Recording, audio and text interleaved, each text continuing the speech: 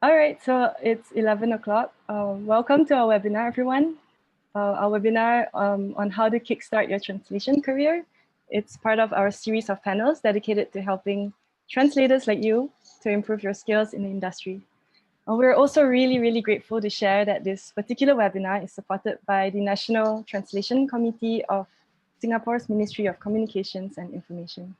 Now we want to make this as interactive as possible. So, although the participants are muted, please feel free to message us in the chat. You can also leave your questions in the questions portal, and then we'll answer them at the end of the session. Now, this webinar is organized by us at Jala. We're an all-in-one translation platform that is built to connect translators with projects. And we also help translators with their careers in the industry. Jala also leverages on technology. So we have an inbuilt CAT tool in our cloud, which allows translators to work more efficiently and productively. We started out as a platform focusing on NGO projects, but we've recently launched a paid feature in our Jala beta. So if you're interested to try out some paid projects, do check out our website in the pasted link in the chat box. Now, I'm Liani. I handle marketing and content at Jala, such as this webinar. I'm also a translator myself for about 6 years now. I've translated for publications on social sciences in Southeast Asia. I also review some of the translations on Jala's platform itself. So as a translator myself, I'm really personally excited to host this webinar along with some big names in the industry. Are all of you here translators yourself?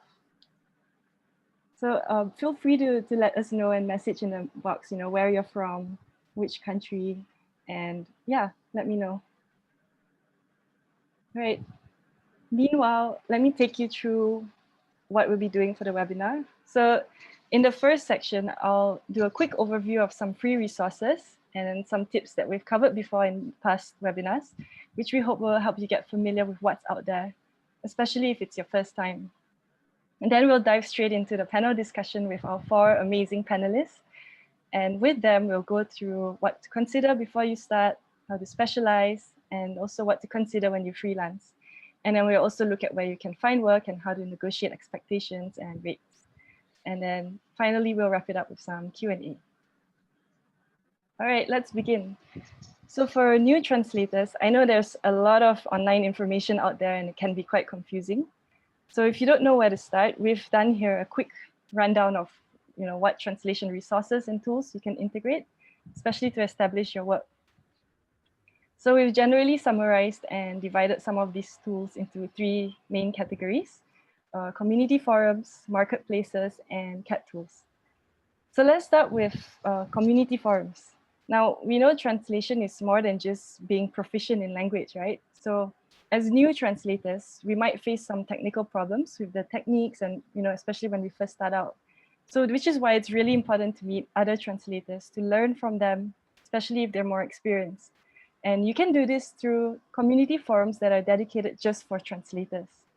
So in forums, you can post questions when you have technical issues or when you face a stumbling block. And the best part is most of these forums have translators from all around the world. So some famous forums I think you might have heard of include ProZ, and they have offices all around the world. There's also Translators Cafe, and although they have an old user interface, but their discussions are really active and they have a thriving community there. And then of course you have Omega T and Jala, which are also both CAT tools as well. And you can also consider, like, there are several Facebook groups as well. I myself joined these groups to learn and discuss with other translators. Another important resource to be familiar with is online marketplaces, because that's where you find work, right? And the good thing about these marketplaces is that there are a range of projects from, simple poster translations to thick academic projects. So it's especially useful during the pandemic, and I'm sure you've heard of some of these platforms before. The most famous examples are Upwork and Fiverr, but there are also some CAT tool platforms that are, they also post job postings and there are online marketplaces as well. Which brings me to CAT tools. Now it's expected in the industry to know how to use CAT tools. How many of you here have heard of it? Have you heard of CAT tools before? Let me know in the chat. Right, so Yeah, Trados is also one example of a CAT tool, exactly. So CAT tools stand for computer-assisted translation tools, and it's what it sounds like. It basically helps you work better using technology. So I've listed here a couple of CAT tools that are all free, and they also offer a range of translation services for translators. Jala is a platform that tries to combine all three resources to cater to beginning translators. Now, this is an example of a CAT tool. We've taken this from Jala's translation console. So this is what it looks like when you upload a document on a CAT tool, right?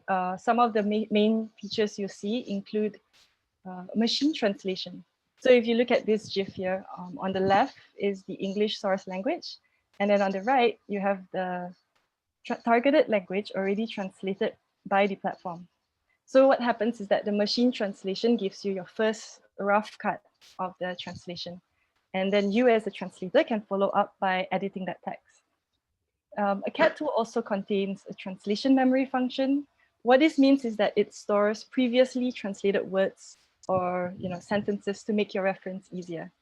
So some CAT tools even allow you to store your own glossary, sentences, and word dictionaries. And in the case of Jala, we also leverage on our community pool of translation resources so that everyone who uses it has a free word references to work with. And also, as you can see on this translation console, you can leave comments on particular sentences, and then you can mark them as translated or edited. Now, these features are also available in Jala's new closed beta, and it's free. So when you can, do check out the link in the chat. Okay, so why use CAT tools, right? Well, the most major obvious perks is that it saves your working time by about 30%. And this makes your life so much easier because it means that you can increase your output per day. And then this helps you become more productive and efficient. At the same time, you can maintain consistency in style and quality. So for example, when you're working on a very technical term, a phrase with specific terminology can be consistently translated when you use machine translation. And you can also manage your translations all in one workspace.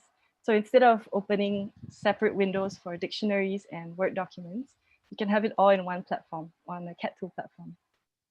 But while machine translations are useful, it's not perfect. And that's why us translators, like, we have jobs today, right? The thing is, machine translation quality can differ depending on the platform you're using. Some machine translations can be quite or too literal. And we know this, right? We've seen it using Google Translate. But some CAT tools have greater capabilities. So again, your quality depends on what CAT tool you're using. Now, another limitation is that many CAT tools can be expensive. So like someone in the chat mentioned SDL Trados, it is recommended by a lot of veteran translators because they have high quality translation tools. But if you're just starting out, we really recommend trying out free resources first and then getting used to how CAT tool functions, and then moving on to bigger enterprise solutions like SDL Trados. So, the bottom line is, from the perspective of a translator, CAT tools are useful, but they can't really exist on their own. So you always need a human element to maintain the quality of your translation. So CAT tools don't always come complete with everything. They, especially if you want to check your grammar and spelling. Now, when you've done a translation, you can get someone to look over it. But if you need quick online tools, these two are examples of helpful proofreading tools that you can use. Now, they're not just handy for writers, but it's a great way to double check your translations also before you submit. And at the same time, you can learn a little bit about your target and source languages. So I'm sure many of you here have seen or heard Grammarly from online YouTube ads, right? They're popular for checking your grammar and sentence structures. And although most of their functions are paid, they actually do have a free plan for spelling and punctuation checks. You can also try Hemingway app. They immediately check your sentences, your style and structure. And I find it useful because they color code your mistakes. So, you know what mistakes were done and why they were done that way. So there you have it, some basic translation resources for you to try. Now I've spoken too much. Let's hear from our panelists themselves and find out how you can kickstart a translation career. I'm really honored to introduce them here today. First up, we have our youngest panelist here from Singapore. He's a fourth-year history major at NUS. He's pursuing a minor in translation studies. He's been a freelance translator since 2016, and he's worked on a couple of projects, including a web novel translation. And he's also served as an interpreter, both overseas and in Singapore, and all this while studying, right? He's also awarded a translation midterm scholarship by MCI this year, and he hopes to work as a government translator after graduation. Young Xiang, thanks for joining us today. It's my honor. Thank you. And next up, we have Qudsia Karimi. Now, Qudsia has traveled the world and worked extensively in human rights and nonprofit and the government. She was born in Afghanistan and then just 2 months old when her family left for Iran because of the war. Now raised in Iran and moved to Malaysia, she did a Bachelor in Human Sciences and Communications at the International Islamic University of Malaysia. She also completed a double degree in Political Science at the University of British Columbia in Canada and has translated and interpreted numerous publications, flyers, books, and documents for several government bodies and NGOs, including UNICEF and the Immigration and Refugee Board of Canada. Currently, Qudsia works for the Ministry of Human Services as a career and employment consultant, and she lives in the chilly part of Alberta, Canada with her family. Qudsia, thank you so much for joining us. We know it's very late in Canada right now. Thank you for having me. I'm so honored to be here. Thank you. And now it's a major honor to also welcome John to our webinar here. Now, John McGlynn is a big name in the translation and publishing industry in Southeast Asia. And I've read a lot about him for many years now, and I'm sure his presence will excite many of our Indonesian participants as well. John is a founder and the director of publications of the Lontar Foundation in Indonesia. Now, the Lontar Foundation is a non-for-profit publishing house based in Jakarta, and they promote some amazing works by Indonesian writers. So through Lontar itself, John has published more than 200 books on Indonesian literature and culture. And as a translator of several books himself, he has garnered a lot of international praise for his work. Most recently, he translated Leila Kudari's historical novel, Laut Bercerita, or The Sea That Speaks His Name, which was published earlier this year by Penguin Southeast Asia. John, thank you so much for joining this panel. Thank you, Liana. It's great to be here and great to meet all these other great translators. It's my pleasure. Likewise, thank you so much. And last but definitely not least, we are grateful to have Bashir Basalama from Singapore. So Bashir started out as a staff interpreter at the judiciary and then at the Parliament of Singapore. He left the civil service where he spent over 20 years to turn freelance. And since then, he has helped found 2 e-forums on Indonesian and Malay translations, and also gained several professional accreditations from organizations like NATI Australia and the Malaysian Institute of Translation and Books. He also holds a Master of Advanced Studies in Interpreter Training from Geneva. But most of all, he shares that he deeply values the collaboration with amazing translators and colleagues from Singapore, Indonesia, Malaysia, and beyond. And he's very happy to be here today to share his experiences with new translators and interpreters, which is why we're also very excited to have you today, Bashir. Thank you. Thank you, Leonie. I'm happy to be here and hope to share what I can with everyone. Thank you. So let's get the ball rolling. We've crowdsourced some of these questions based on what translators would like to know. But again, to participants, if you have further questions, please remember to type them in the question portal below. Right, first things first. So all of you come from different backgrounds. Let's talk a little bit about that. How have your background shaped your translation career? Maybe we can start with Bashir. So Bashir, you started off in court interpretation, am I right? Oh yeah. So my background was exactly there, as an interpreter in the courts. Translation was often part of the deal, or sometimes part of the deal when there's requests for material to be translated for official purposes. So from there, I grew to enjoy that work, and as well as interpreting, and started, I would say, moonlighting, doing translation on the side for private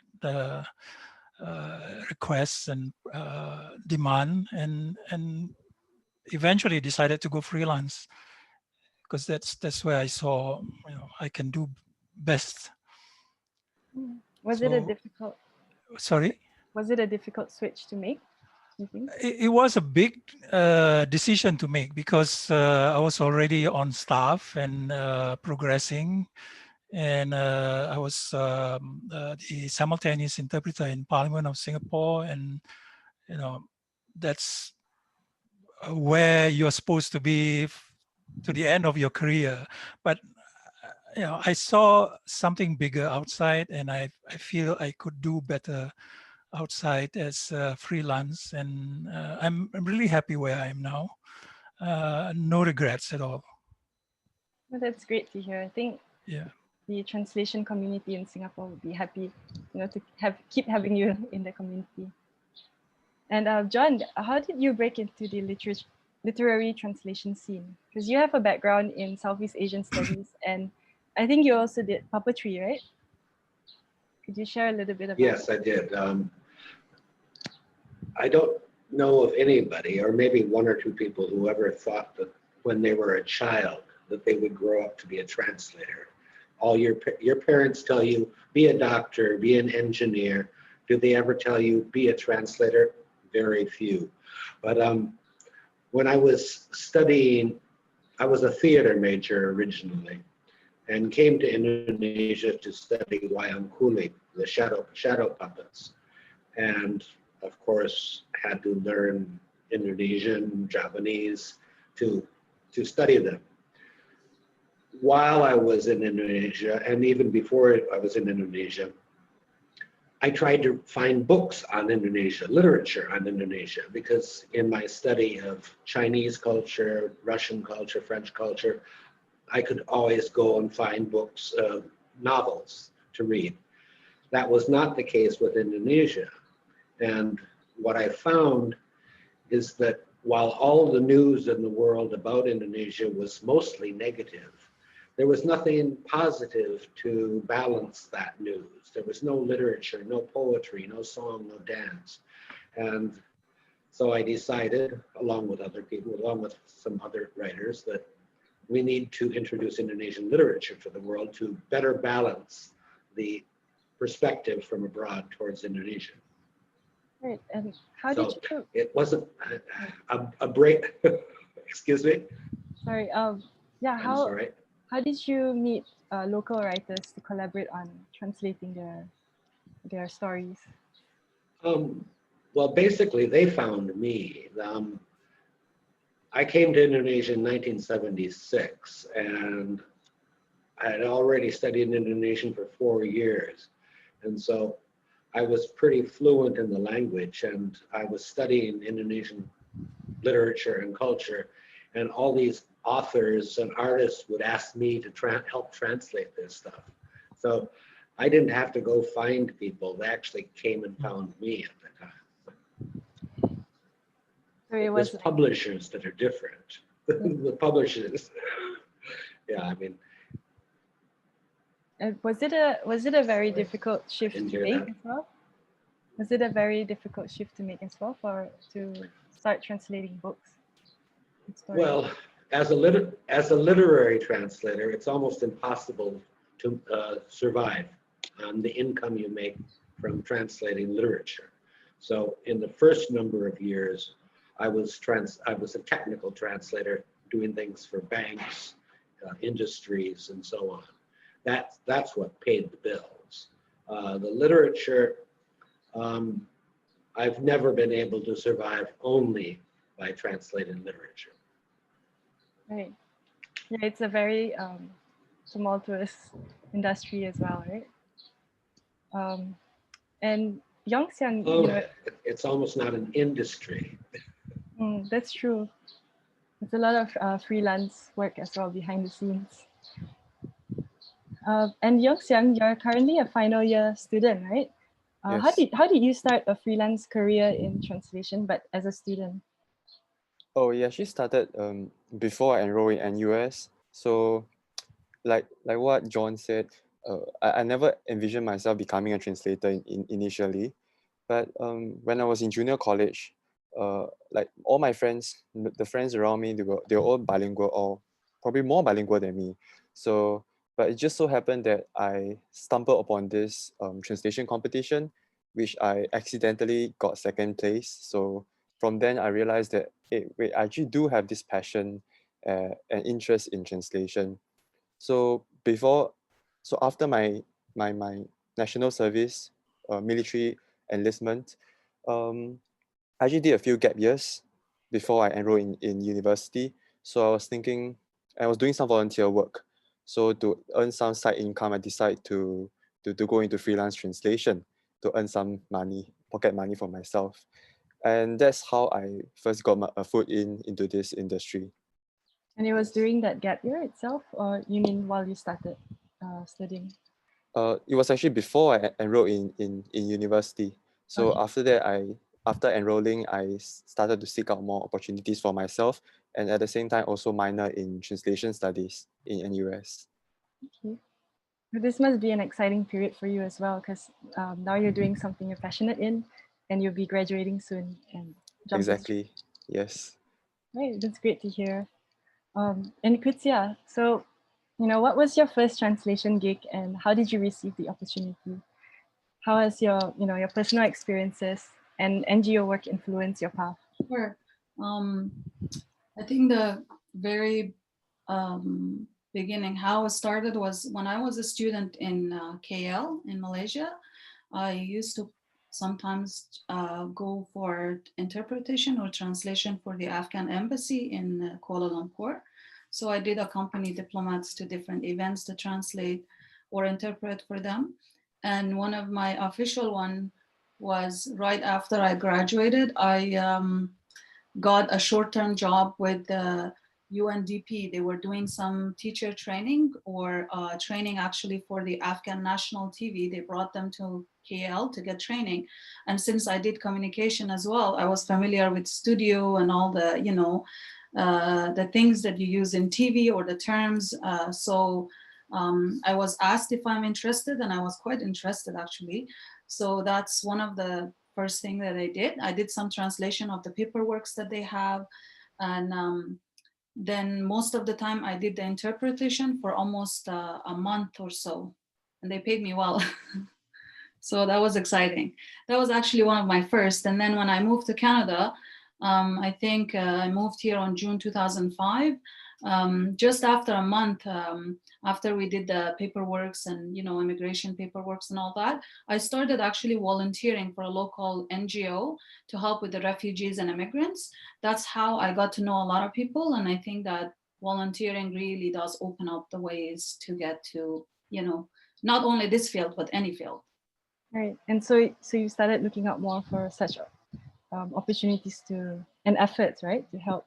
Yes, I don't think my plan, just like John said, or Yang said, my plan was never to become an interpreter or translation, and I'm not one.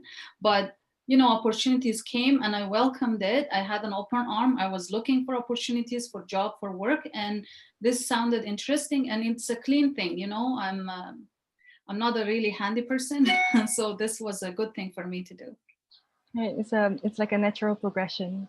Yes, exactly. You can just see my expression. I just move my face and hand and everything. So it was not that difficult to express, myself through translation, and also personal experience, because I came to this country and then I had to go through the refugee process myself. I just knew the process very well, so I could explain it well to the clients or refugees that they were arriving. So also when I was translating, basically I lived in Iran, so I speak fluent Farsi, and I'm also from Afghanistan originally. So at home we spoke the old version of Farsi, which is, we call it Dari. So I know both of them. So it would be very helpful when they would hire me. they knew that I speak both slang and I speak both cultures. So because it's just not translation of words, but also culture.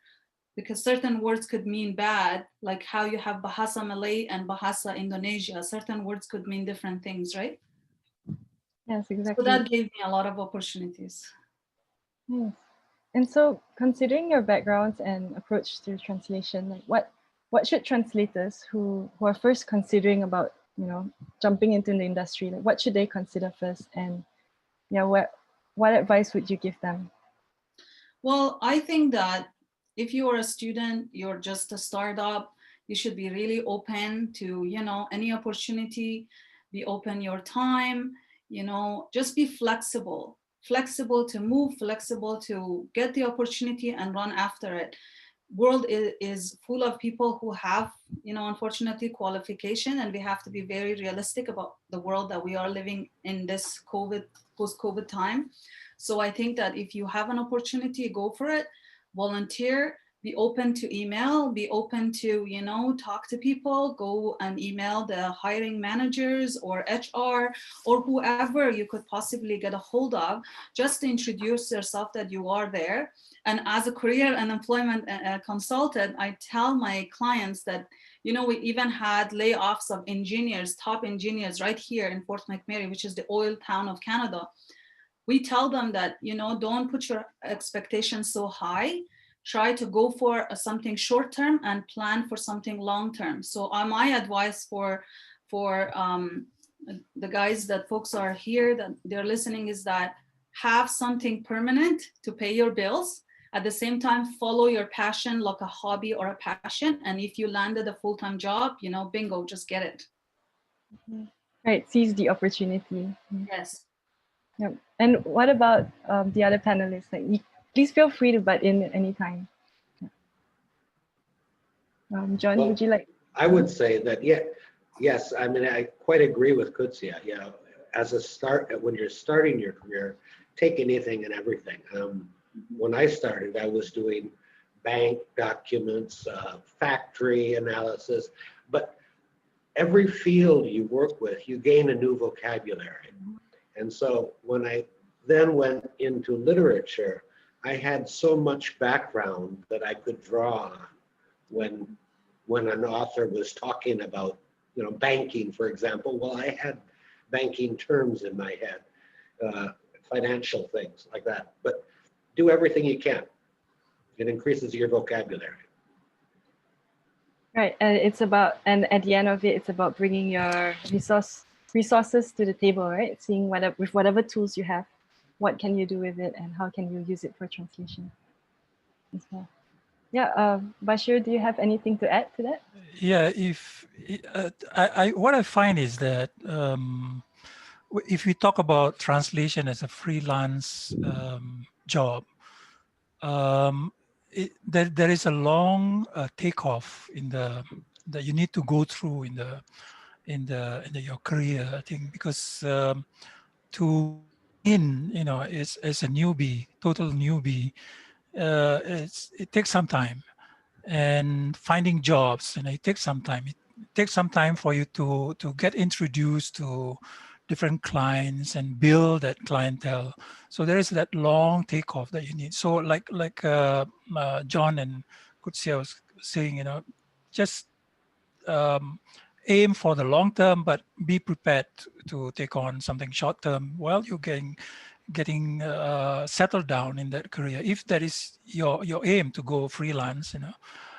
But on the other hand, in Singapore, we have also opportunities, if, you know, looking at just within Singapore, opportunities for staff translation career in the government. The government is the Singapore government is one of the biggest, I would say the biggest employer of translators and interpreters.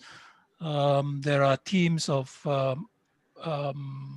interpreters in the Supreme Courts, the judiciary, where I started, and in the translation jobs in the ministries, in the agencies which need translators, and the government employs them, and also is a client, is a job provider for translation jobs for the freelance industry.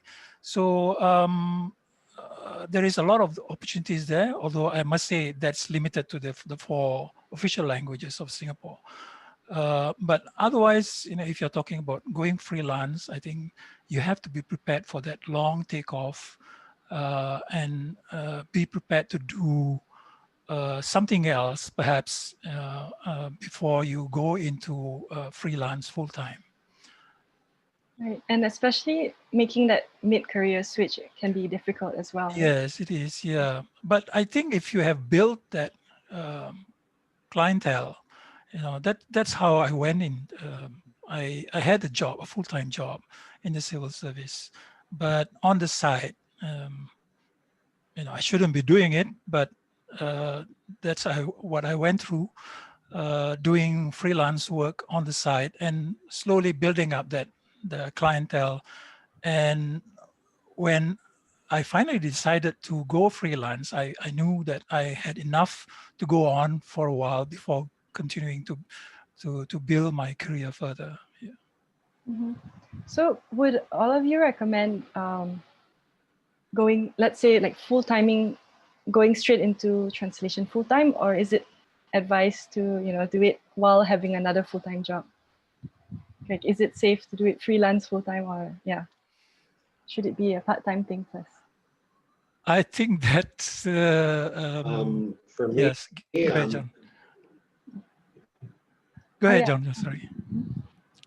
No. It completely depends on where you are. I mean, in Singapore, for example, yes, you can get a full-time career as a translator, as you can in the United States. I work for the State Department, and that pays very well as an escort interpreter, translator of documents, legal courts, that kind of thing. In the literary field, it's a completely different ball game altogether. And in Indonesia in particular, it's very difficult to survive only as a translator. Most people have another career. Okay. So it's like even as established as a translator would be, it depends on what market and where you're based at, right? Yeah. At the same time, Yeah, I mean, if you want to work for yeah, go ahead, John. Sorry. No, I was going to say, if you could work full-time for banks here or for law firms here, which friends of mine do, but if you want to do something on your own, something creative, that's very difficult. Mm-hmm. Yeah. But if you're even in Indonesia, I know of number of colleagues who are full-time freelance, and they do quite well. And of course, they are at that level where they are pretty established. They have a regular flow of jobs, and they could work. They have enough work, not just within Indonesia, but coming internationally now. With internet, the whole world is your market, so you can find work. You can source work from everywhere now. And Qudsia, what about in the context Yes, of? I actually, if I want to add something to that, it all has to do with your network and how you build your network as well. I just wanted to add to what Bashir and John said. It really is different where you live. Like in Canada, unfortunately, well, fortunately and unfortunately, there are actually, in Canada, we have English and French as both official languages, and government buildings offer official languages. However, in Western provinces where I live, this is, for example, Saskatchewan, Alberta, British Columbia, or Ontario, it's mostly English speaking. To be honest, the only province that actually speaks French is Quebec. But there's a lot of translation work in terms of government French and English, but how in Canada mostly works is that they work with contractors Contractors hire interpreters or translators, and they give them the wage or income, and then they are then hired by the government. So you don't directly get hired by the government unless there's specific work hired. So there are not many translation jobs as per se as government.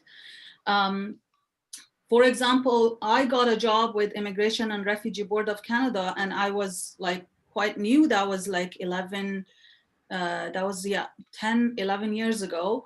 And they were paying me $35 an hour. The $35 is Canadian dollars, not American dollars. Ours is less. One Canadian is 75 cents American. And that was quite good. And my parents were so excited for me because that was basically my very good official job with a government or nonprofit. Well, it's not government, it's like a nonpartisan agency. But I had to leave that job because it was a contract. I signed a contract. I had to go and check which immigration courts are happening and how many times in a month I'm going to go to the court, which like on a daily basis could be 4 hours. I would just be sitting and waiting for the courts to happen, but it was not a stable job. So I just had to make that decision, that hard decision, whether I'm going to go and have a full-time job that guarantees me benefits and all that, or I'm just going to stay with this translation job and be happy that I'm hired by a government agency or somewhere, you know, in nice fancy building. So I decided that I should leave and have a permanent job. And then if it happens that I can make time for that, then I will just do it as translation or interpreter. So that's what I did. And I think it is the case in Canada. Even my brother used to do that. And now, since the COVID has happened, the border basically is shut. Not many refugees are coming compared to once it was happening before. So a lot of translation and interpretation job has been, you know, laid off. A lot of people have been without a job, and it's very hard, quite hard. And we knew that this is coming. So I don't suggest that as a beginner, you go and have your aim unless you really are sure and have that network and connection to get that full-time job. It's good to just start, build your network, know what you're doing, learn as much as you can, and, you know, go for it. Right. And it's preparing for a situation like that, right? If it's an unstable or, you know, when there's a low demand for translation. Yeah. Right. Okay, so then that brings me to, you know, how important is it to specialize, especially in today's competitive landscape? Do you consider specialization an important aspect towards establishing a translation career? Perhaps we could start with Yongxia. Since you're starting out, like, have you started specializing as well? Actually, no, because as a freelancer previously, I just take whatever that comes my way. And adding on to what was said just now, I think we should believe in this thing called the snowball effect. Because at first, after getting a foot into this industry, it was initially hard, but just start networking. And once you start networking and your friends start to know that, oh, this guy likes translating, is interested in translation, then recommendations will start coming. So like how when I was on exchange in Beijing last year, so my friend who knew that I'm interested in translation started introducing me to Hainan Airlines. So I started freelancing for them, and also got an interpreting job also for an EU webinar. No, it wasn't. It was a seminar, a travel seminar. Yeah, so believe in this. So just keep networking and throwing out your interest to people. Yeah. As for specialization, I've not reached that stage where I really start specializing. And also after graduating, I'll be entering the government agency. So I'll see what it takes me to. Yeah. Yeah, congratulations on that. And Bashir, what about you? Oh, sorry, John, would you like to speak first about literary translation? I was just going to agree with Fu Yang, that at the beginning, no, there's no need to immediately, oh, I'm going to become this translator or this kind of thing. It will happen naturally, and you should allow yourself to go with the flow a bit if you enjoy legal translation, then you might become a very good legal translator, or a subtitler, or a dubber, or any one of a number of kind of translators. But you have to let yourself, you have to enjoy what you're doing. I mean, I was an economics translator for 7 years, and it just bored me to death. And so I went into another field. And so there are a lot of questions actually from our participants about literary translation. So, a lot of them ask like, what's the process like of translating a book, or how to break into the literary translation scene?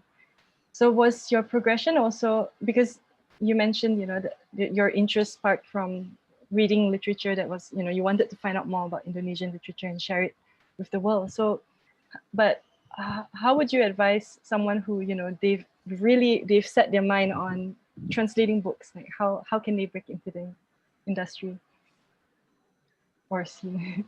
Well, today's world is very different from when I started 40 years ago. But the first thing a translator needs to do in almost every field is who owns the rights to the text you want to translate. I mean, as a hobby, you can translate poetry or short stories or whatever you want. But if you want to ever get it published, you have to, find out who owns the rights. And so long before you start work on something, unless you want to waste your time, you have to learn a little bit about the business. Contact the publisher, the literary agent, or the rights holder, and only then begin to work, unless it's just as a hobby. I mean, if you like to translate poetry or short stories, and the author, and the author, and the author controls the rights, okay, then try to get your work published in journals, in literary journals or online journals, because that will make your name known to publishers. Publishers usually control the rights. They don't like translators submitting manuscripts to them, actually. They like to deal with other publishers or agents. Mm-hmm. Right, so it's a whole other ball game, right? Like you have to start with the publishers first, or the agents, and then start the discussion there. Right, and there are also open source. Yeah, unfortunately. Sorry. Yeah, there are also free rights, right, and open sources to start with. Yeah. Well, of course, if you want to translate something from the public domain, that's no problem. If you want to translate classical Malay or old Javanese, you can do whatever you want. But if the author has not been dead for 70 years, then you have to deal with a rights holder. Right. So do you think that translators should just focus on one specialization, or should they have several to have that stable career, especially starting out? I mean, although I know you said that we shouldn't specialize first, but eventually should translators consider having several other fields that they're also good at? You want to be as expert in as many fields as possible, but in the end, you will make yourself the more you work in a field, the more you'll get a better name.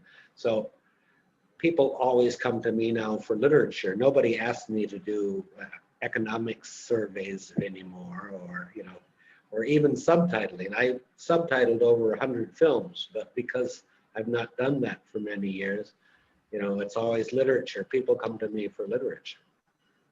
Right. And I love it, so that's fine. But that's a good thing then.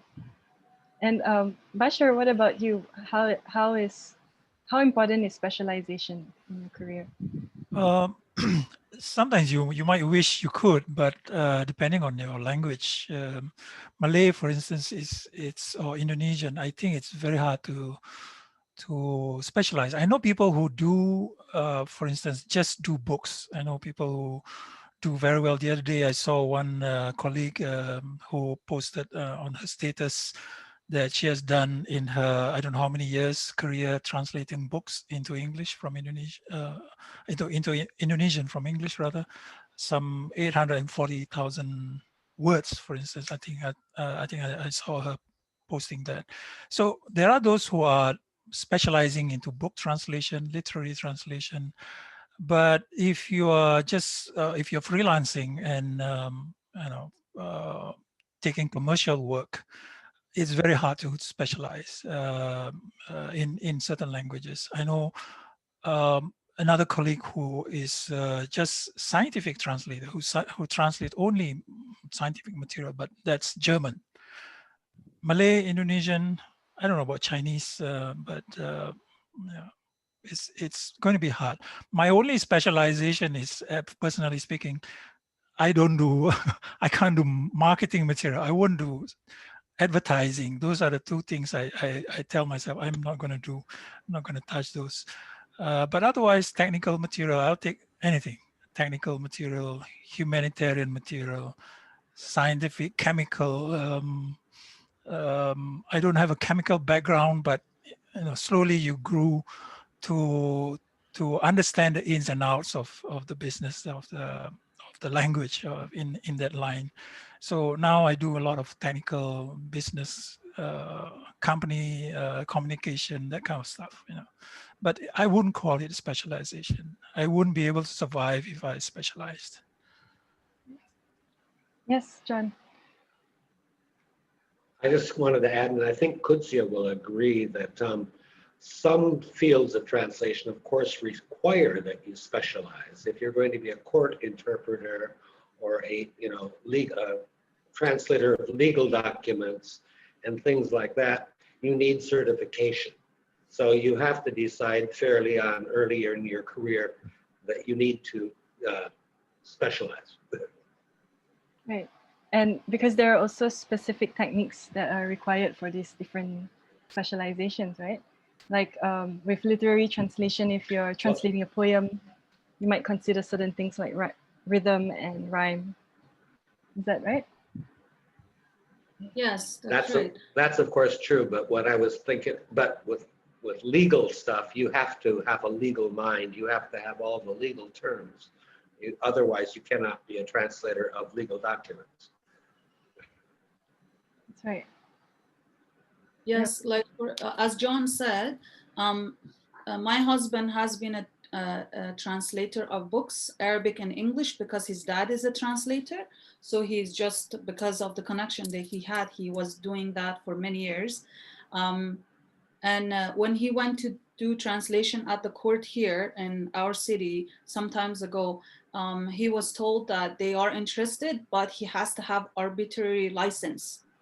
So you have to have license, and also you have to pass the criminal record check. Like when I was hired at the Immigration and Refugee Board, I went through oral test and I went through criminal record check.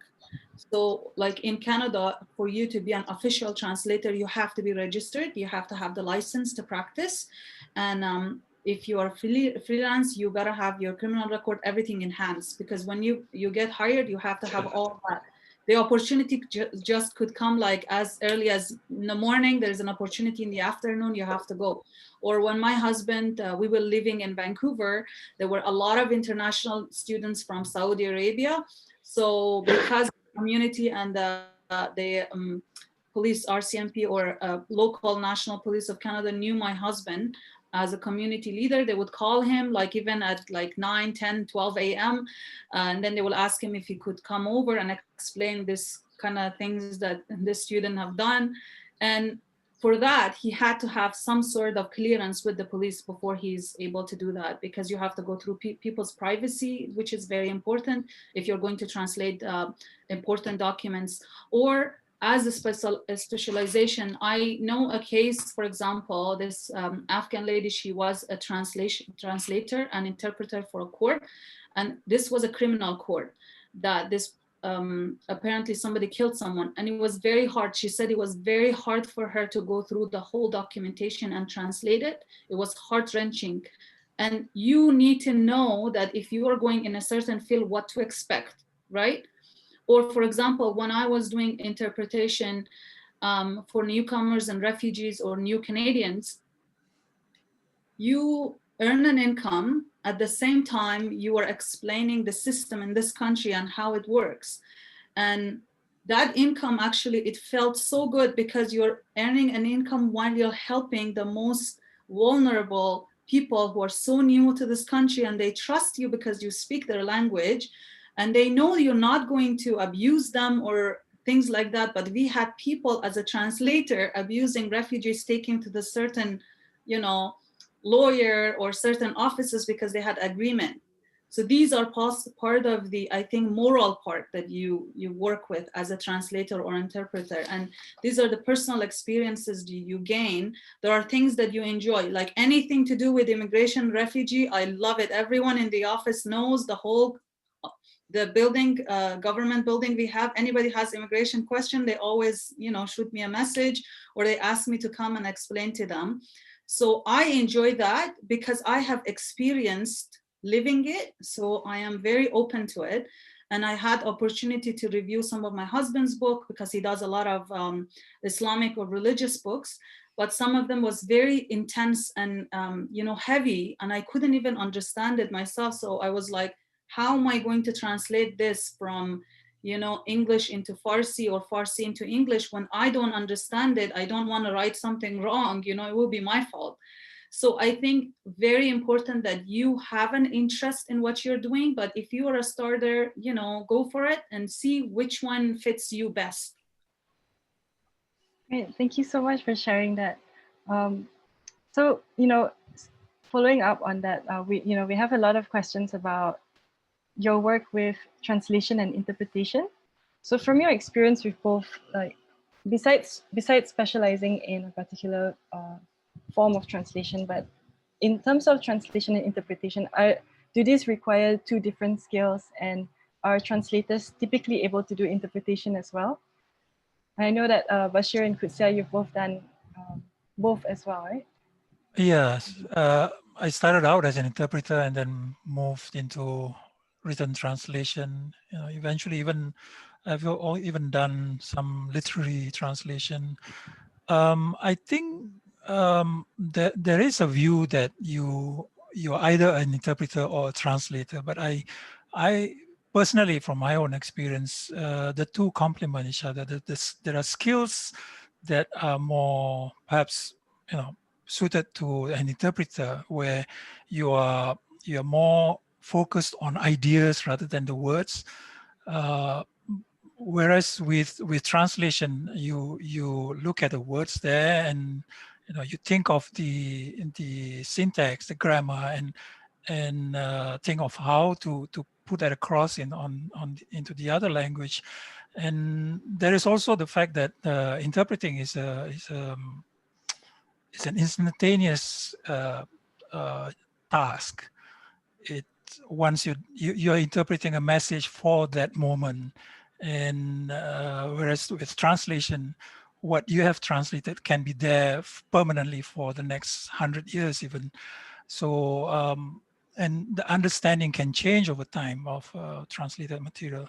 So, but I think the skills of a translator and the skills of an interpreter, while some might think they are different, but to me, I think they can complement each other.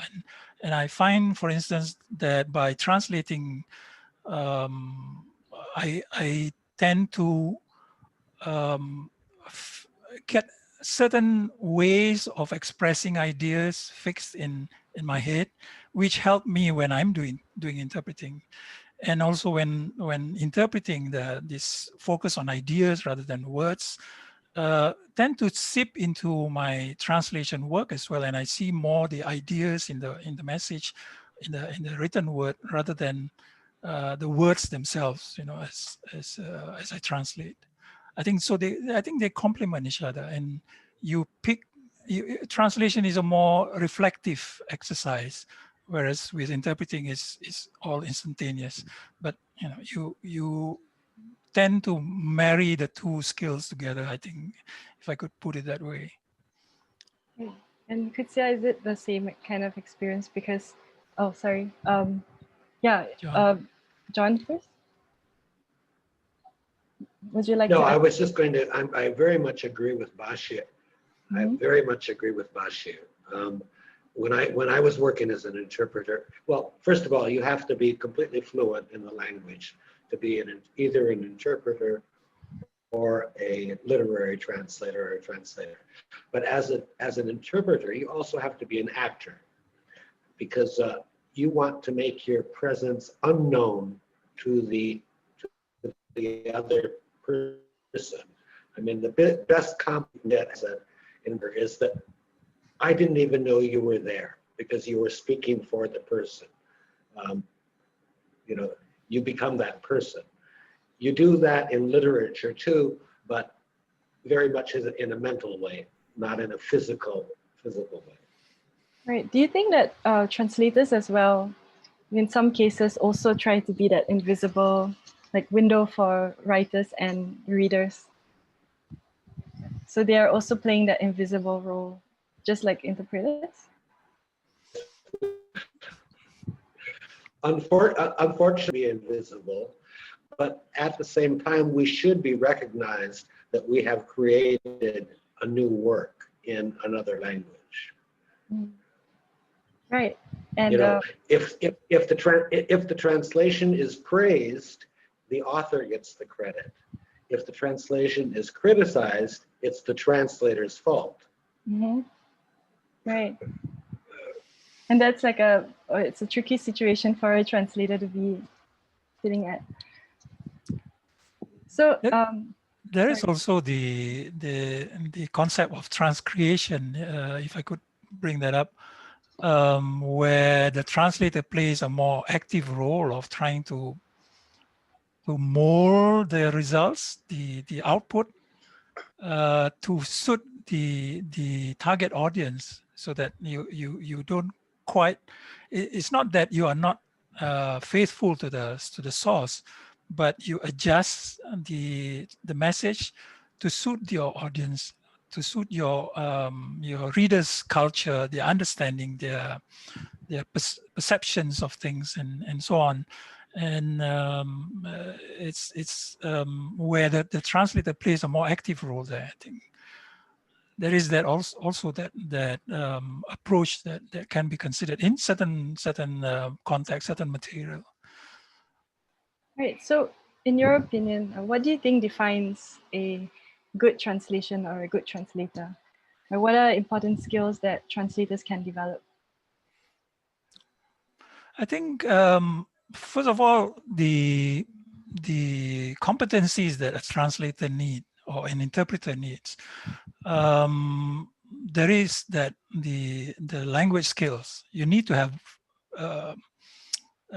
proficiency, the competence in both your source and target languages. But aside from that, there is also the knowledge, the understanding of the culture of your source and your target audience, the understanding of terminology, the language that you're going to use, whether it's a high register, a lower register, whether it's a scientific, academic language, or is it literary. You need to be able to understand those things. You need to have those competence. And there is also other aspects, like the ethics of an interpreter, of knowing the procedure, legal procedure, if you are going to be doing court interpreting or legal interpreting. Those things are some of the competencies that you need. So it's not just language, or it's not just knowing the subject matter. That there are a lot of other things as well that you need. So in that way, do you think, and this anyone here can answer, like, do you think that translation is more of an art or a science? Like, how creative should a translator be, and how, religious should a translator be towards the original text? I think it honestly depends on what are you translating. For example, if it's a user manual, then it's probably a science more than an art. But personally, I enjoy literary translation more. And honestly, I think it should be an art rather than a science. And also you should have this sensibility to, to, to know both cultures so that you can truly bring across the idea, because the target audience, whatever they see is whatever you give to them. So you are the one opening a whole new world to them through your own skills. So it has to be an art more than science. Yes, that's what I think. John, what do you think as well? Yes, Liana, you mentioned, you used the term a good translation. Well, a good translation can be bad. You have to look at the original text. If the original text is really poor, you as a translator don't have the right to fix that. You have to recreate bad translations. Are you hired as a translator and editor, or are you hired as a translator? And oftentimes I have to tell people when they give me a manuscript that is full of mistakes and that I can't translate this. I would have to edit it, So you have to, make that distinction. Writing is poor in the original. It should be poor in the target language too. That's a good that's an equivalent translation. Right. Like it is. Somebody will argue, I'm sure, but yeah. So like it's a translator that is dedicated to that writer's style. Can you hear me? Oh, I think John's video is breaking up. I'm sorry. Go to somebody else, I think. Okay. Yeah, for Qudsia, what do you think as well? Like, especially for human rights materials and translating for governments and communities, like how do you avoid mistranslations, and what can a translator do to be accurate, or to treat translation with care? I think I should agree with what John said about it, because while you're a translator, you're basically invisible there. And the paper, like the documents that I got, usually are from English to Farsi. So I get it in English rather than Farsi to English. So when I get those, they're not bad. They're written really good, and they have gone through all that process. So I don't get bad documents. So if I translate, I know I am the person who was doing the mistake. But usually when I translate, it gets reviewed, and it has become reviewed. And some of the translation work that I did, it was like a panel of translators where we had ideas, because what they did was that whether we have to do one Farsi and Dari together, or should we have them as separate, which we decided later on to have them as separate and some documents together, because the government basically didn't want to pay for two translation work and two publication, rather than, they wanted to have one.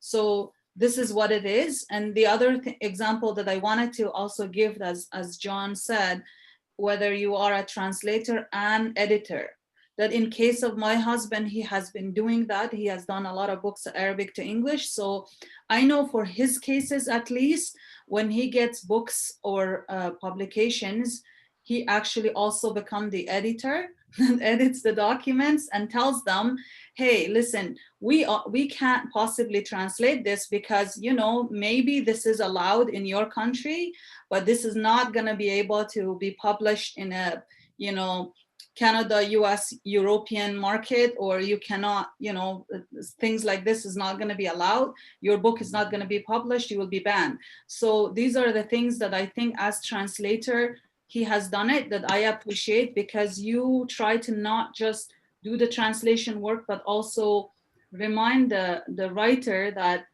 culturally speaking, this is allowed and that is not allowed. Or when I have done translation paper translation or interpretation, because we have newcomers from many countries that they come from different cultures, they're not familiar with the customs and cultures of here. One of the funny things I was like to translate was that you're not allowed to beat your children here. So I had to explain, no matter how misbehaved they are, here is the written rule and this is the law. You are not going to beat your kid up in this country because you're going to go in trouble. I know in some countries you're allowed, you can do this. The maximum you could do by law here is a little spank, that's all. And even that is now in court to be ruled out. So as I said, it is important because as a translator, as an interpreter, you are there to not just translate sometimes, but also to edit and, you know, change things culturally. Right. John, you were not here, but I was saying that, for example, if you, there are books that my husband has translated for book writers like in Saudi Arabia or Middle East, and he told them that, hey, listen, I'm not going to edit this book or translate this book. This is not allowed in this country. It's not going to be published in this place. So you should know that it may be okay for Middle East or Saudi Arabia, but it's not going to be okay in Canada. And my name is not going to go under that. So as you said, sometimes, you know, you can be, yeah, you don't want to be in trouble. Yeah. So like a translator has That's a more very important... true. I mean, Bash. Sorry, John, you first. Yeah, Bashir mentioned transcreation earlier, and that's true. That's right. But a translator doesn't have that liberty unless it is given to him by the Indonesian books translated into Malaysian, where they've changed the names of people because they're too urban into Muslim names in Malaysian. It's kind of like, that's crazy. So in that kind of situation, who do you think has the bigger, like the upper hand? Would it be the writer or the publisher or the translator? Because the translator does have a bit of agency to discuss, you know, certain disagreements with the writer or the publisher, right? So how would that happen with only the author? Only the author has that right. Okay. Only the author has that right. He gives the right to a publisher for a certain period of time, but any changes made in the text have to be made with his permission or his or her permission. So the same in translation. You can't just make changes. Right. And so, Yong-Xiang, you've also taken some classes on CAT tools, right? Do you use CAT tools for your work as well, like to avoid certain mistranslations?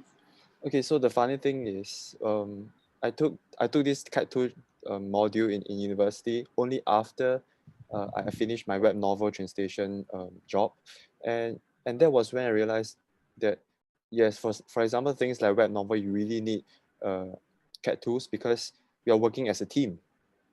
Obviously, because there are like different episodes and different chapters which each of us would translate, and because everybody is doing their own things and not referring to your teammates' translation, sometimes the terms may be translated differently, even though these few terms keep appearing because it's just one the same story. So that's when CAT tools are very important. But personally, because nowadays I translate things that are once-off, like maybe a news article or stuff like that. So I would use, personally, I use more translation tools such as in Chinese, English Chinese, there's this thing called 有道, yeah, and such things like that, rather than CAT tools. Right. To make my translation faster. But at the end, I'm still the one editing. So I see myself as the boss, as the editor of my own translation, whereas this translation tool is like my employee. Right, okay. And like, does anybody here also use certain type of technology to help translate your work as well? Or it's mostly just the pen and paper?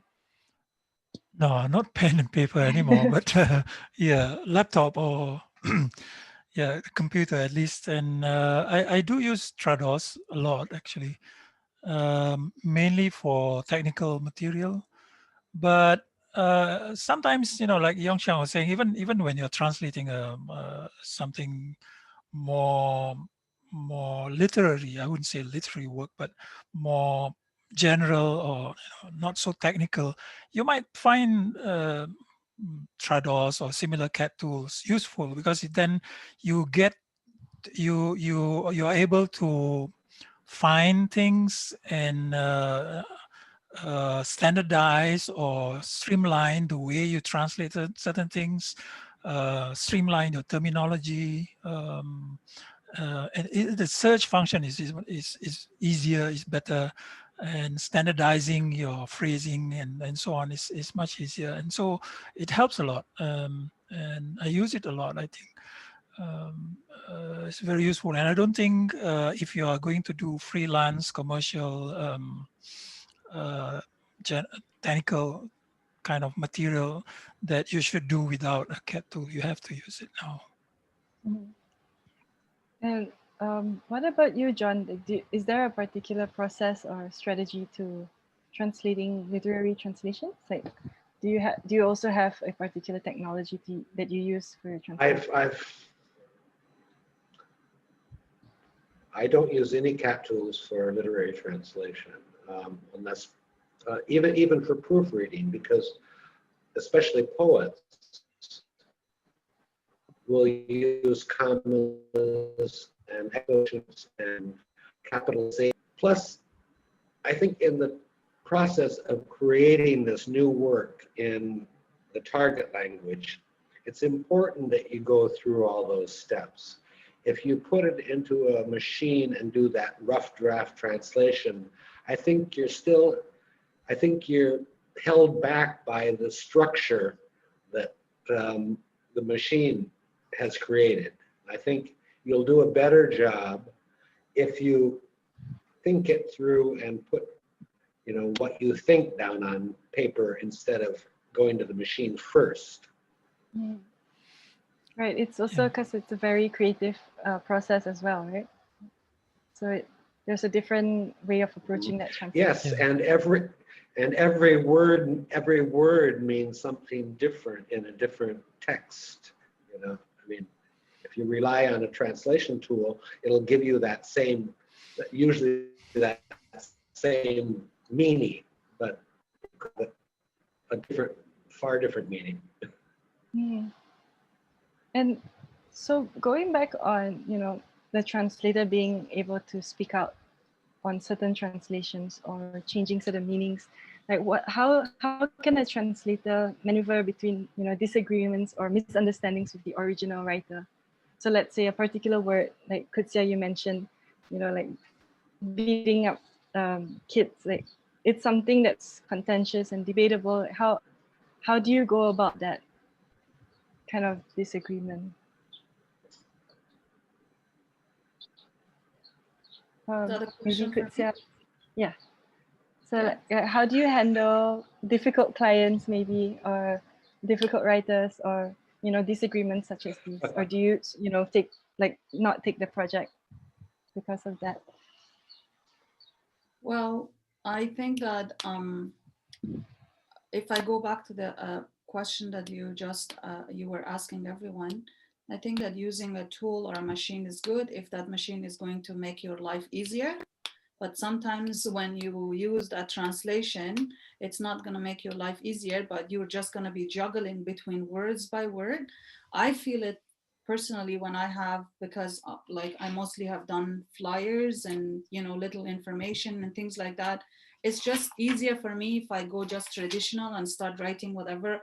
I read that and I start writing, and all the, you know, brainstorming and ideas comes, all the words come. When I put it in a machine to translate for me, I just have to go back to that word, and I'm like in between to make a sense of that sentence, because machine at the end of the day is not human, and you still need that human touch. You might read a sentence, it could mean so much more than just that sentence when you're translating it. There are so many sayings. For example, in Farsi, we have Persian poetry. Some people do not, like my dad at home, he wants to say something to us, he mostly used poetry to translate, to say it, especially for elders like me and my brother and my sister. We speak Farsi fluently. The younger ones don't know my sister or brother, but we are the elders. We know exactly what he means by that poem, right? So if I translate that poem, the machine doesn't understand what it means. There is a huge culture, history, and all that behind that. So I think that it's still, you know, they call it old fashioned. I still like it the old fashioned way. Or when I do it in terms of humanitarian, I feel like some of the things that I have explained to clients sounded very cruel. But I said, you know, this is how the court system here is. They're like, I don't understand. Or some of the things that, for example, I had family that they have children over 18 and children under 18.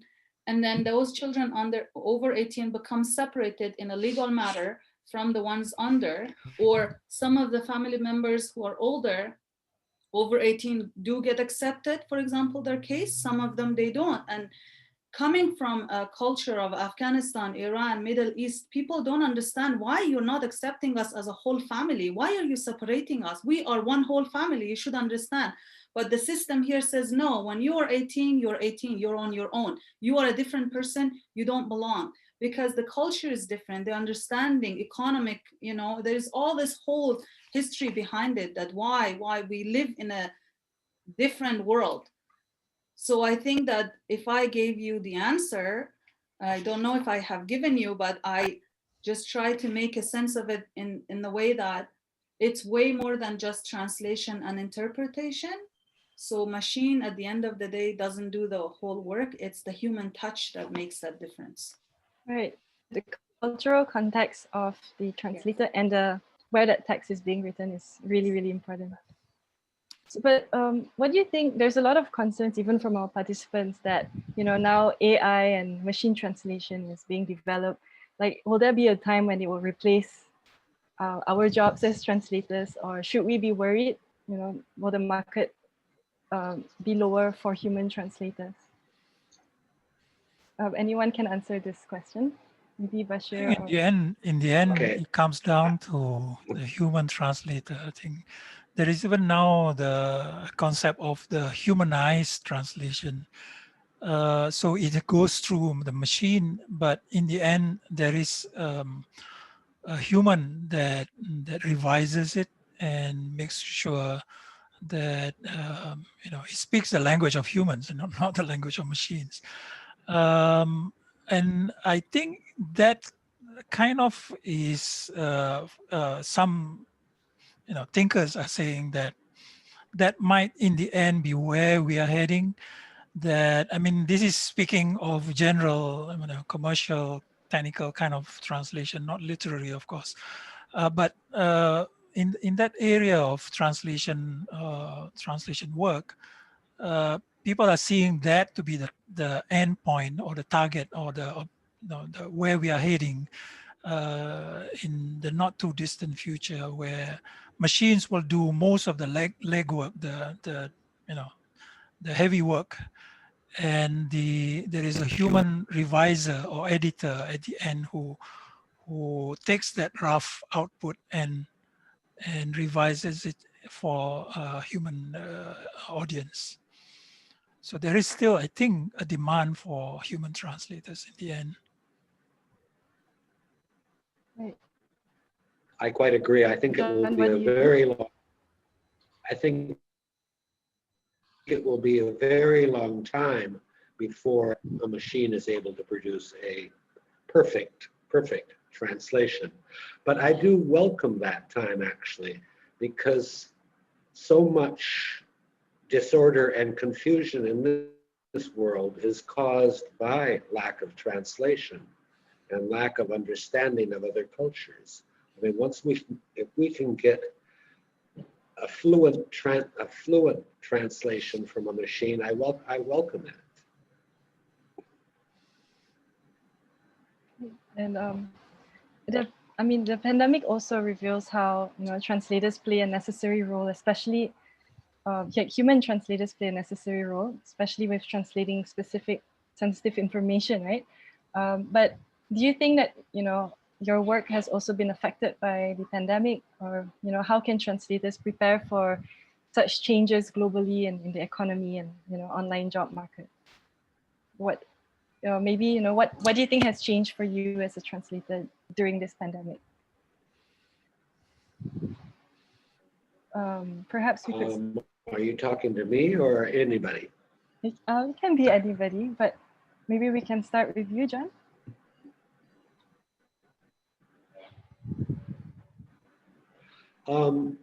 For me, if you're talking about a business, yeah, everybody's been affected by the pandemic. If you're talking about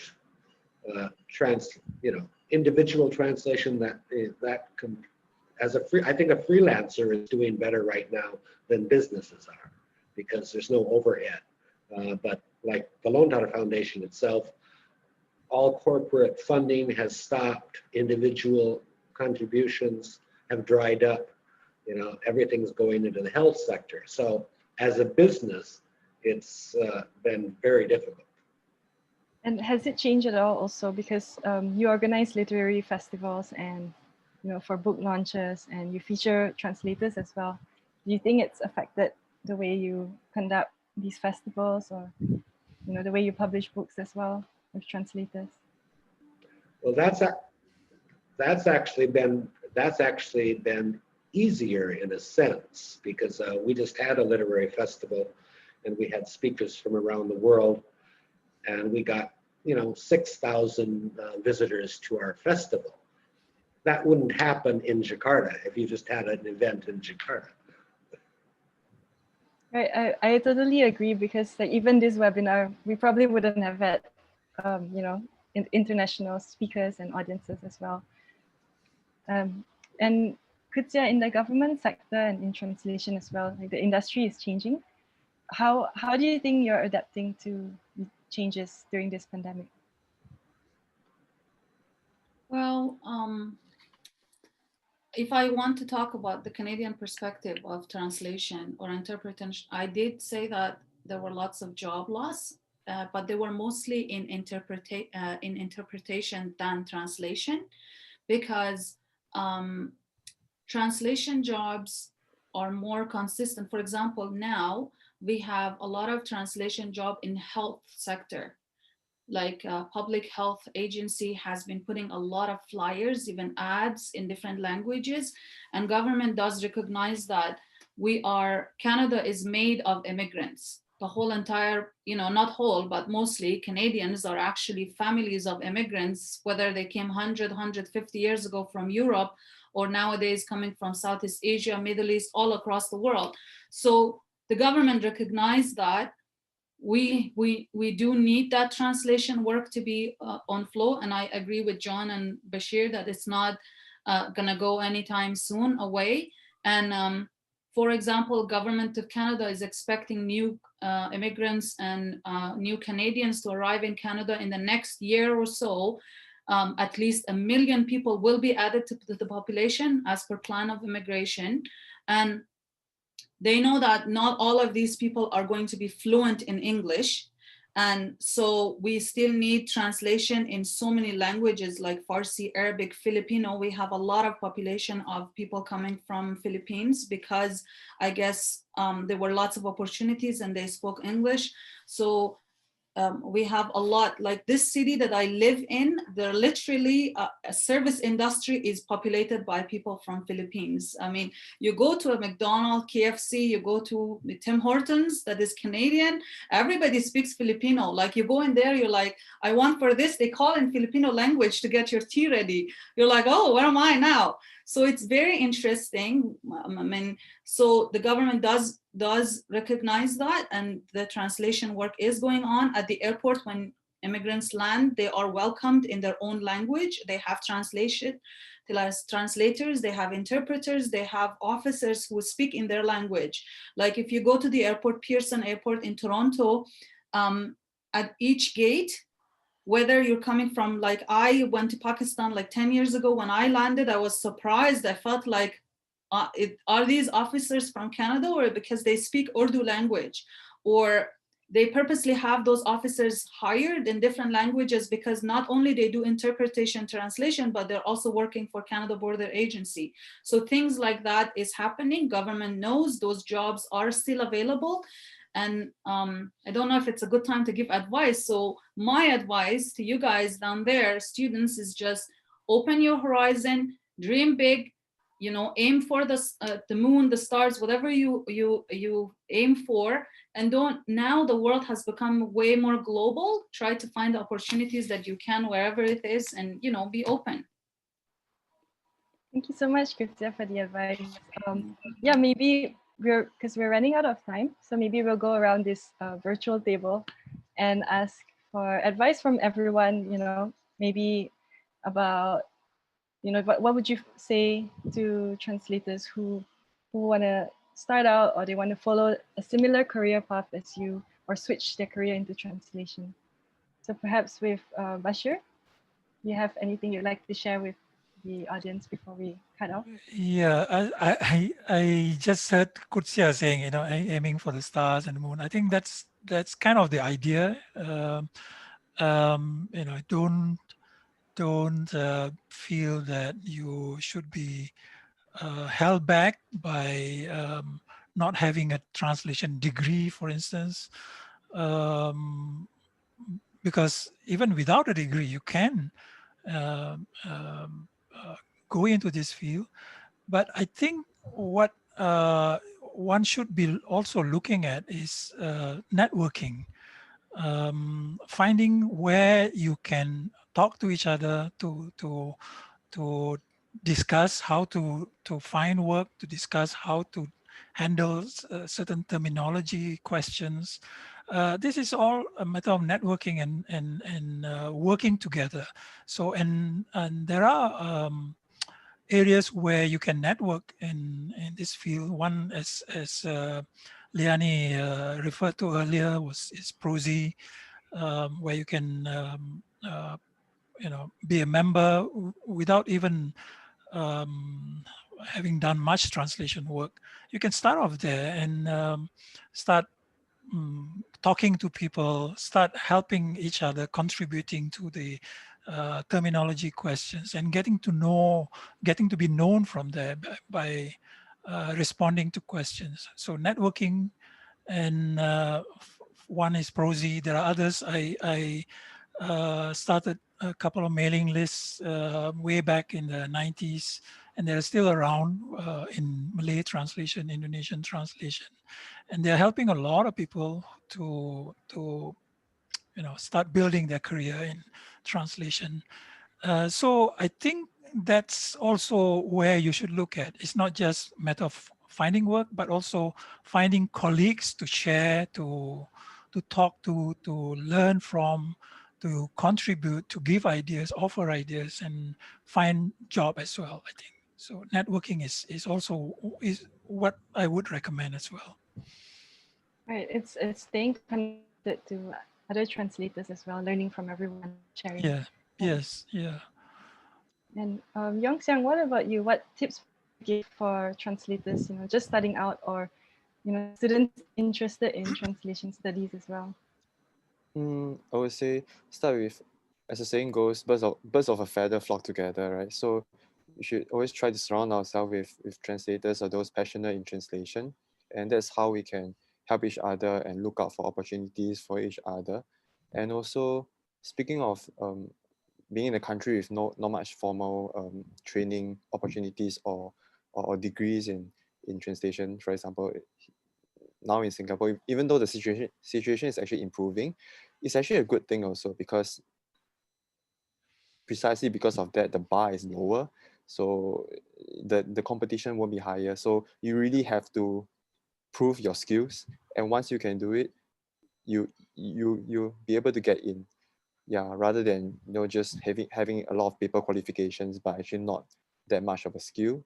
Yeah, so that's why I think it's also a good thing. So yeah, because it really depends on how much skill you really have, how much passion you really have. Yes. Right, so it's just getting into it and then gaining the experience to build up your skill. Yeah, I recall someone saying that translation is a lonely job. It doesn't have to be. With internet today, you can network with anyone around the world, everyone around the world, with translators from around the world. Mm-hmm. Yeah. And John, any additional tips for budding literary translators? Well, the thing is, actually, I have found that translation is a lonely world because, like authors, translators too are very sensitive. And it's very difficult to talk to another translator about, oh, I translated this and he translated the same thing. Which one is better or that kind of thing. You have to be very careful.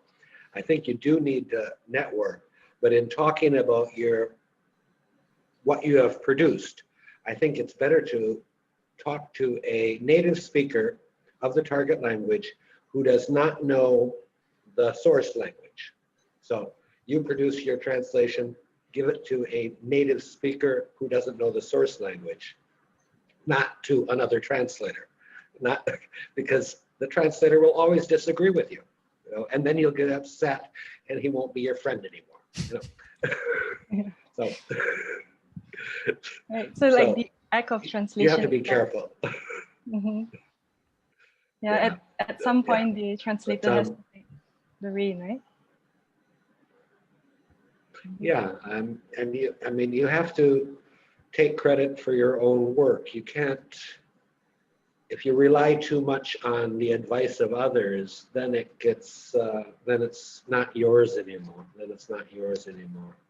You have to be confident. You have to develop your skills as a writer, as a creative writer, as a writer of fiction or whatever, and to be proud to be put your name on that work. Right. And John, you also have 2 webinars coming up in January for translators, right? Yes. I will send the information to Jala as soon as it's finished. But yes, we will be doing 2 webinars. One on rights, translators' rights, and the other one on content from East and Southeast Asia. Okay, yeah, we're really looking forward to that, and we'll be happy to share with all the participants here today. Okay, so we're kind of running out of time, but we'll look through some of the questions from the participants. So someone asked how to get a new client, and yeah, how do we get new clients, and how do we maintain clients, and how can we share our portfolio with them? This is open to any panelists who would like to answer this. I guess the question is, how do you find clients? I guess, and I think to start with, I think you can rely on some of the directories available, like Prosy is one, which is not restricted to new translators. The membership of some of the associations like AUSIT, the Australian association is open. You can be a new translator and you can join in and you can be listed there. And then I think the same with ATA, American Translators Association. And by being in that directory, you are open to clients looking for translators, not necessarily established or new translators, but just translators and by language. And so that's a possible way of getting noticed. I don't know about social media advertising. I don't know if personally, in my view, it's kind of limited, but these directories, I think, would be your best bet to get noticed by clients. Right. Do you think, so there was a question previously also about boosting your presence online.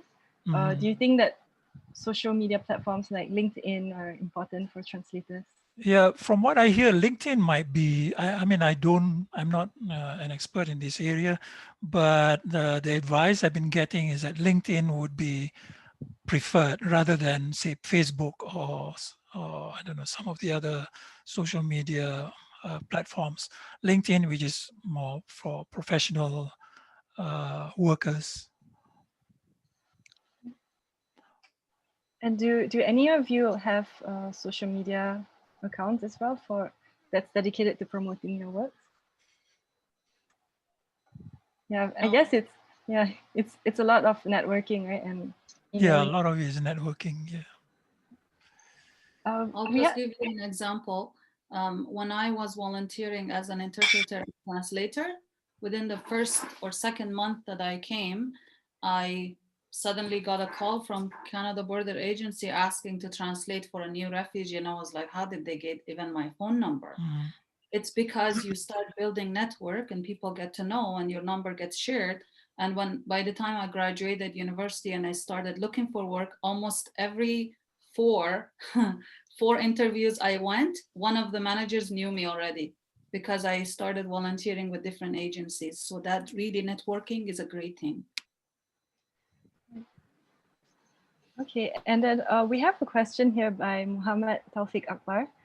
For all panelists, what is your realistic translation speed and how much time needed for someone who has never handled any specialized translations like legal or literary translations? So I guess translation speed will really matter when it comes to citing your rates for clients. So what's a realistic speed to aim for to work on a translation? Or it can also be like what you work with, like what's your translation speed?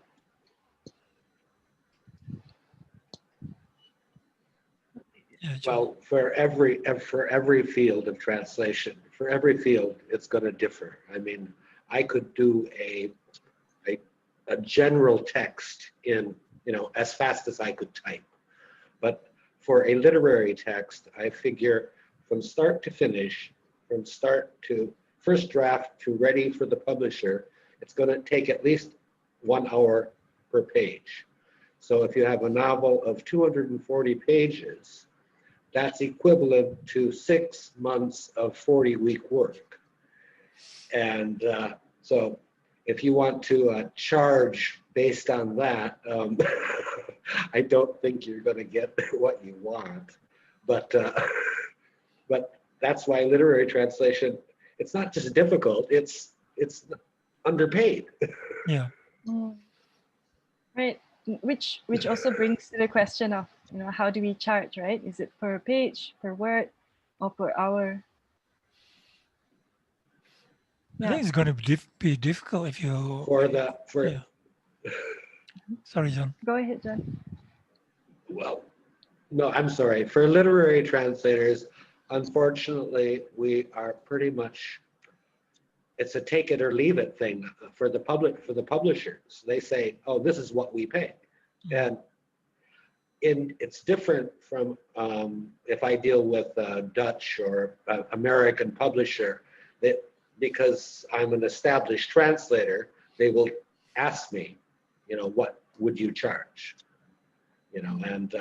But no matter what I charge, it's never enough compared to the time I put in. Right. Especially if one word can take a long time to, if it has a deep context, right? A cultural context, it takes a while to translate. Yeah. Bashir, what are your thoughts on that? Yeah, I don't know if people are still using per page kind of rate, but I think it's kind of difficult these days, especially you can have 100 words or 200 words or 300 words a page, so it's not going to be fair to you. So I would say per word is the way to go. But also people are also quoting by the hour, depending on the kind of material that you do. I know friends who would translate one advertising tagline and charge $200 for it, because it's creative. He might spend a couple of days just thinking through, how to put that across in the other language. Yeah. So it really depends as well. Yeah, it depends on the kind of material that you work with. And on the other hand, if you're using CAT tools, there are also clients who say, how much would you charge for fuzzy match, 70%, 80%, and going down to 100% match and things like that. So you'd have to start working on how you would figure out how much work you would be doing to improve the translation of a 70%, 80% match. So you have to kind of work out a discount or a rate for that. Right. And Yongxiang and Qudsia, how do you manage with rates and translation speed in your work? Personally, I just do as fast as possible, because so far what I gotten are just not book length translation, but just maybe PowerPoints for companies or articles for airline magazines. So yeah, that's why sometimes I think translation softwares are important, but of course you should always translate first and then refer to them for specific terms. But yeah, so I think these are how I can make my translation faster and also accurate at the same time. So in here in Canada, if you want to translate, it's two things. It's one, translation. The other one is certification, or they call it, it has to be legally certified that it is true. So for legal, you usually pay about $50, but where I work in Ministry of Human Services, we do it free. Some of my coworkers have the license given by the government, so we can just do it for the public for free. But people who don't know, they go to the lawyer and they usually pay $50. And YMCA has it per word. You pay about like $2 to $4, and then it's per word. So if you have 40 words in a page, you could be paying $80. And then it has to be certified for about $50. So it costs a lot, especially if you're a refugee and newcomer, it's going to cost you a lot of money to get your document translated. Or a passport page could be about $49. Right, to include the certification as well. Yes, but not everywhere certified. Like for example, YMCA does certify, but not everywhere certified. Like in my office, when I receive documents from people like from Peru, or I had a client from South America, I told them I cannot certify this document because this is not in English. So get it translated first, then bring it, and then we certify. If it's not a Canadian document like passport, we don't certify it because we don't know if that passport is for real. It could be a fake passport, right? Yeah. So there's two things to translation here. Well, speaking of certification, there's a question by Zuraida Ihsan on how does a translator get certified and what does that mean? Maybe Bashir, because you're a member of a lot of accreditation, maybe you could start with answering that. Oh, just to clarify, it's only the NATI that certifies me. Okay. The others are associations that I belong to. The problem with there is a problem here with certification, because in Singapore, Malaysia, I mean, speaking of the last Southeast Asian countries, there is no such a system for certification of translators. So you can't get yourself certified as such in order to produce a certified or legally certified translation. So what I hear is that, for instance, in Singapore, you are required to go through a roundabout way, going through notary public or going through an embassy that lists you as one of their translators, that kind of thing. Or if you have been registered with the judiciary as an interpreter, and then you can produce a certified translation that the government agencies will accept. It's kind of a roundabout way. Indonesia, as I understand, is only limited. The association now credits translators having to go through tests, but I'm not sure if all the government agencies will necessarily accept. I'm not familiar with that system, but there is some degree of accreditation.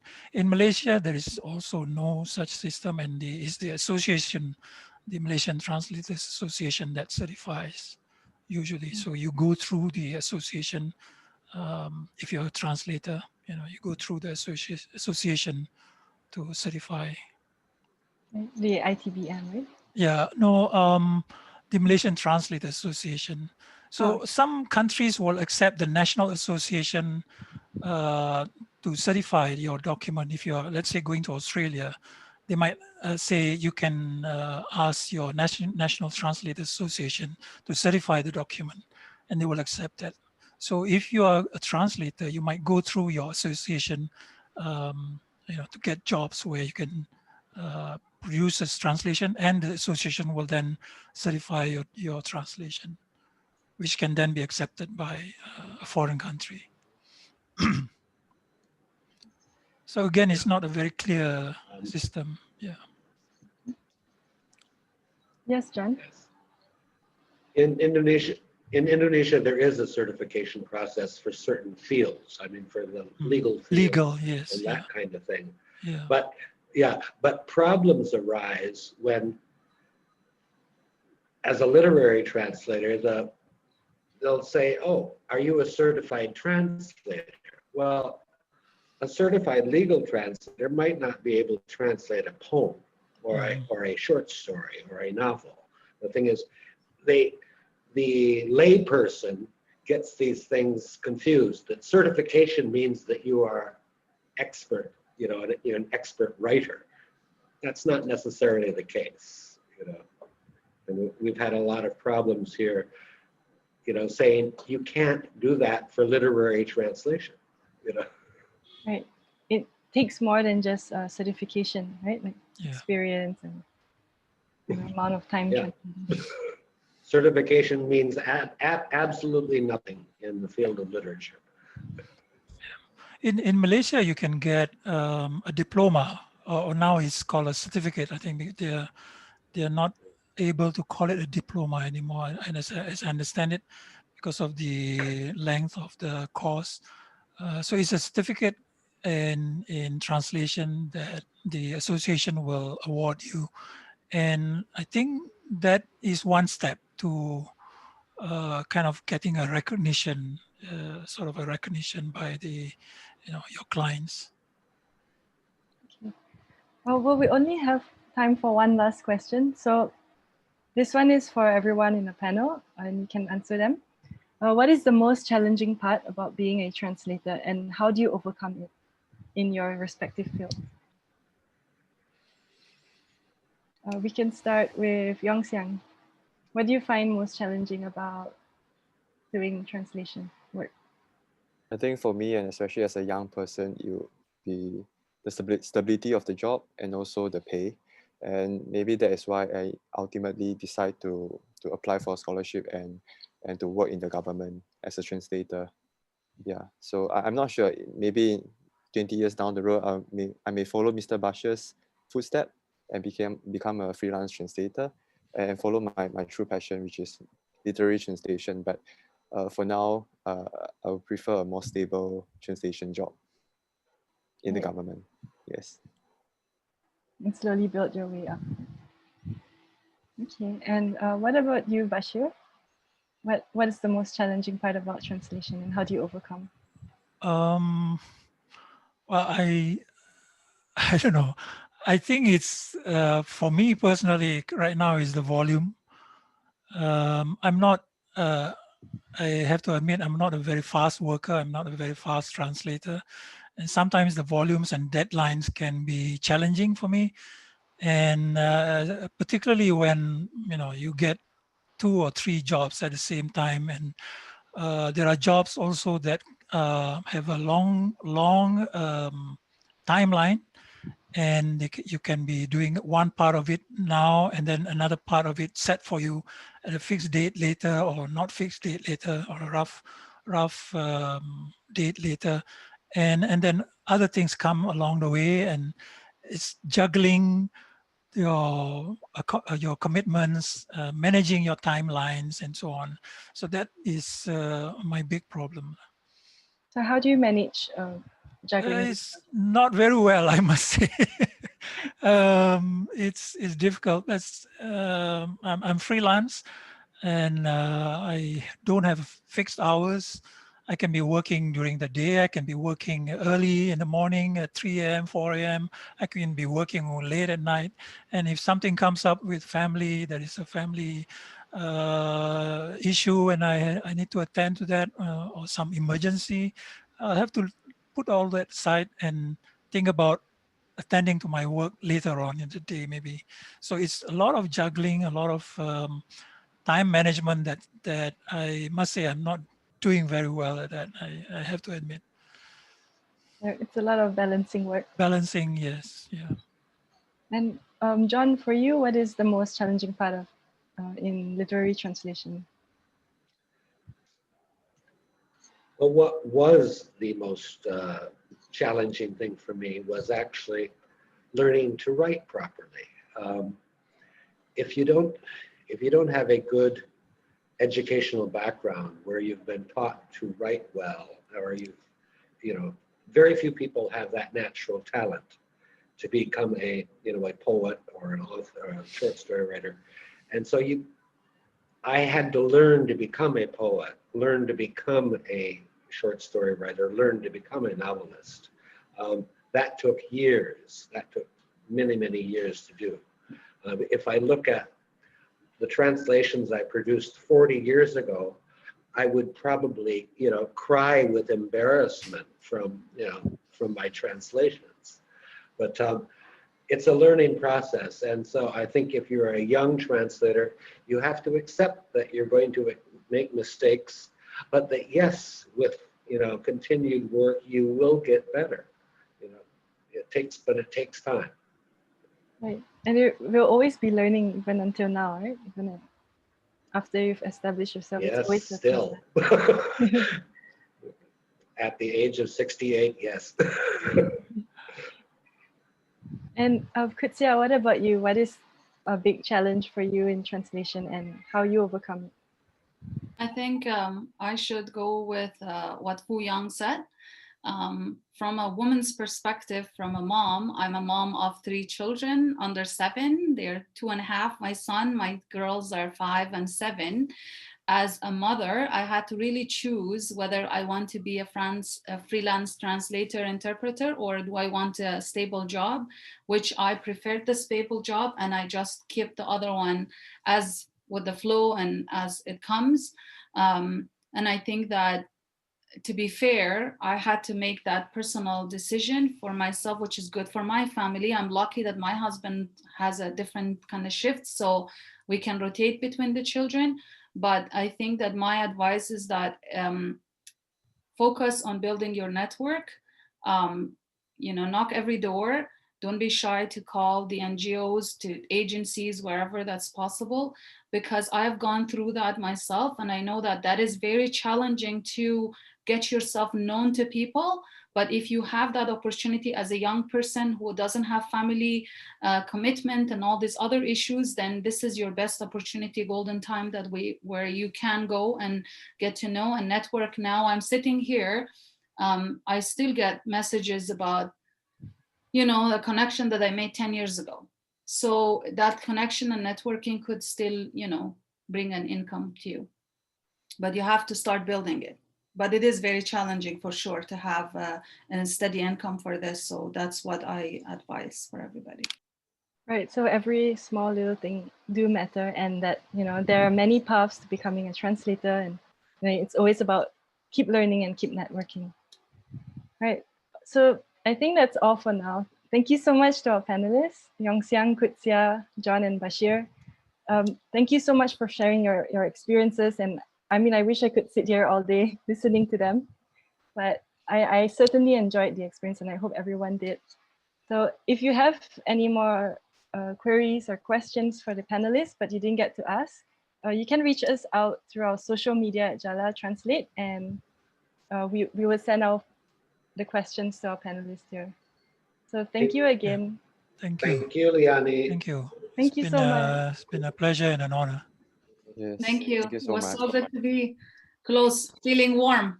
Right now I'm at minus 25, and I can feel the warmth from you. That's good. We're happy to be able to channel the energy from here. Thank you. It was a pleasure to be here. Okay. Same here. It's a pleasure to have all of you. We hope that we'll be able to do this again sometime. And to everyone else, happy holidays. To everyone actually, happy holidays and stay safe. Yeah. You as well. Thank you. Thank you. Thank you so much. Thank you, everyone. Bye. Have a good day. You too. Have a good night. Thank you.